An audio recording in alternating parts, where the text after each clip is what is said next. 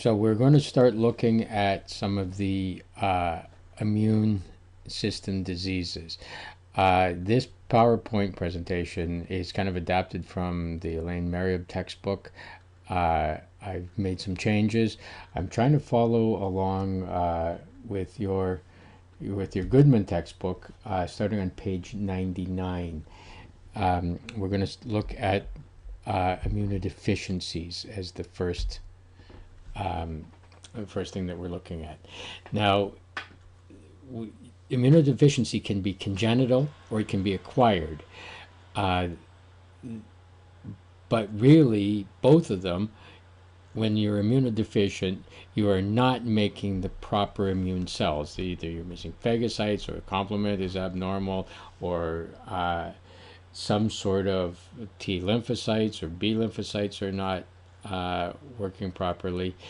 There is something impairing the proper production and use of all the things that we talked about last week. Now, the primary immunodeficiencies, there's a lot of different disorders. By primary, it means that it's congenital, that it's an inherited disorder, and it's got something to do with genetics, like you inherit it from, and they run in families. Recently, they keep on identifying more of these all the time, but we're looking at about 95 different inherited disorders. Most of them can be quite serious, but and some of them prove to be fatal, and they run the whole gamut. And I'm not going to get into any sort of a discussion about it. Your book doesn't really look at it that much. What we'll mostly see in practice are people that have secondary immunodeficiencies. And those secondary immunodeficiencies are something that happens because of another disease. That the immunodeficiency is somehow secondary to something else that's going on. So leukemia, Hodgkin's disease, really follow something else that's happened.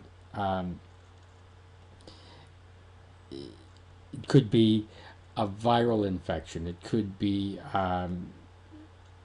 malnutrition. Alcoholism lowers it. Diabetes lowers it. Old age lowers it. You can get secondary autoimmune because your immune system has aged and is not working as well. There's a lot of other reasons, things like AIDS and that. We're going to talk about that shortly. But a big group that matters are the iatrogenic causes. And so these are people that are immunodeficient because of the drugs they take. The big one, as far as I'm concerned, is the corticosteroids.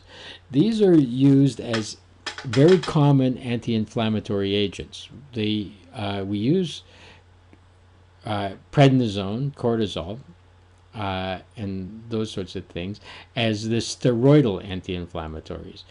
And a lot of people are on them for various chronic inflammatory diseases like arthritis or COPD, that kind of thing. But one of the things that the release of natural cortisol does is it suppresses inflammation, but it also suppresses the immune system.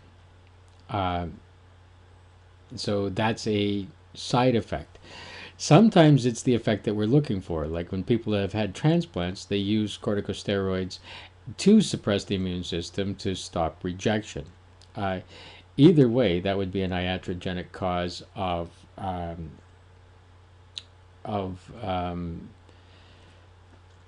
immunodeficiency. You're going to meet an awful lot of people in practice that are taking prednisone. My joke is that in Canada, everybody gets a prescription for prednisone for their 65th birthday because we all have some sort of chronic inflammation. Another iatrogenic thing that happens is people that are undergoing cancer treatments, chemotherapy, the cytotoxic drugs that are killing cells that are, and we're going to see when we talk about cancer, but the whole point of chemotherapy are to kill drugs that are actively in mitosis. The but that includes the cloning of the lymphocytes when they become activated. These drugs are not selective to what they're killing. They kill anything that's in mitosis. Radiation does the exact same thing. So what happens is actively dividing cells, like hair follicles and skin and things, die, and that's why your hair falls out. That's why you have mouth ulcers and that kind of thing. But it also suppresses the immune system.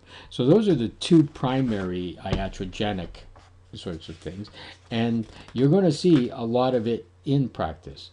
There's a few other drugs that are used primarily as anti-rejection drugs in transplants.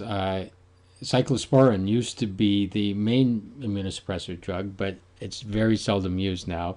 They use things like FK and Cellcept now. And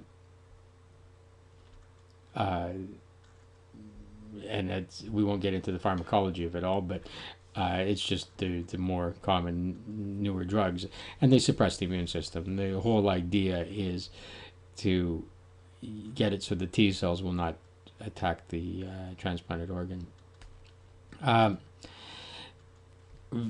Sometimes people actually hurt their spleens and have to get a splenectomy. You have their spleens removed, and that, because the spleen is a big immune organ for the blood, that can cause an increased susceptibility to infection. All of these things are immunodeficiency. The word means deficient immune system, so not enough immune system.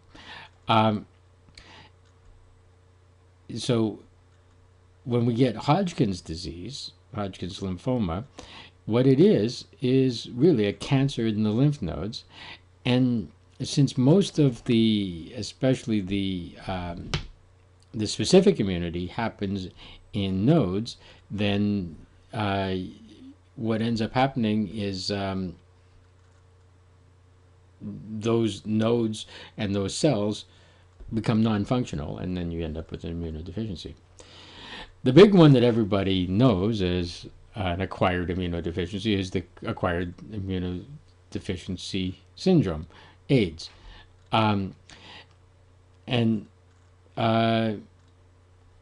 AIDS, everybody seems to know something about, but nobody seems to really have a real handle on it. AIDS is caused by the HIV virus, the human immunodeficiency virus.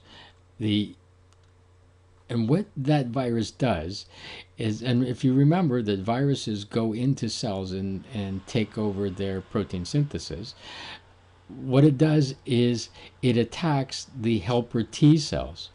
Now, interestingly enough, without the helper T cells, then the adaptive immune system doesn't work worth a damn, right? And so what happens is these people's immune system gets severely depressed. They get things like weight loss, night sweats, swollen lymph nodes, because of various infections and that sort of thing. And they get these opportunistic infections. So probably most people that have died of AIDS have died of pneumocystis, cystitis pneumonia. And they also get a strange cancer called Kaposi sarcomas. So this virus, you get it, and everybody knows how you get it: blood, semen, vaginal secretions, body fluids, right? There's an awful lot of people got it from blood transfusions in the past. Now we're much more careful about checking the blood supply. Um, People get it by sharing needles. I'm going to assume that not too many people in this group are intravenous drug users and share needles, but nevertheless, it is a fairly common thing. Probably the one that gets the most press is intimate sexual contact, because semen and vaginal secretions end up mixing, in blood. So, what the virus does is it enters the helper T cells and then destroys them, makes them useless. And then that means that the helper T cells can't co-stimulate the killer T cells, so the killer T cells just sit there basically doing nothing. They need that co-stimulation, right? And so the helper Ts are found in the lymph nodes, and the HIV multiplies in those lymph nodes. And they don't give a lot of symptoms at this point. Symptoms take a while to show up, and they don't really know why, but it seems to be anywhere from a few months to 10 years. But there seems to be three kind of points on this continuum that they identify. So the first ones are the people that blood tests show have an HIV infection. So they're seropositive, their blood is positive for HIV through some of these sensitive tests. And then the next thing is early symptomatic HIV. So these are people that have early symptoms, things like malaise and things like that. So they get adenopathies, diarrhea, weight loss, fatigue, night sweats, fevers, numbness and tingling. They might get encephalopathies. They get these opportunistic infections. This is when things are starting to get bad, and there's less and less helper T cells keeping this thing going. And then the third stage is the full-blown syndrome, acquired immunodeficiency syndrome, and this is there's numerous things that can happen. The peripheral nervous system, autonomic nervous system issues. They can end up with dementias out of it. They can end up with dermatological conditions, things like really bad skin infections, yeast infections, viral infections, fungal infections go crazy. The skin gets thin.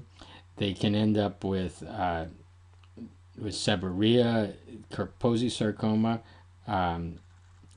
They can end up with reactive arthritis, things that are related to these skin conditions, that kind of thing.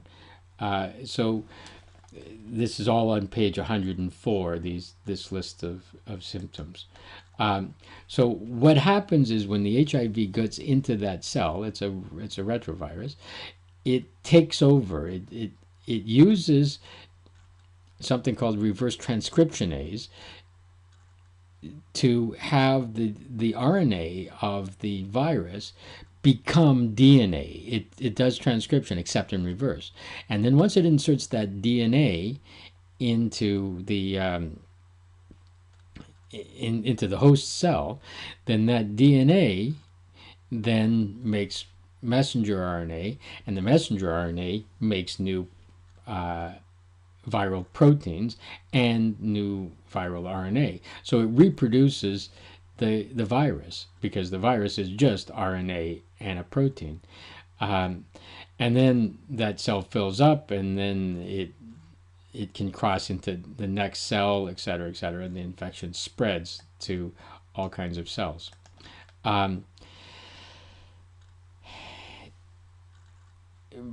but it mutates, and so it's really hard to keep up with the drugs.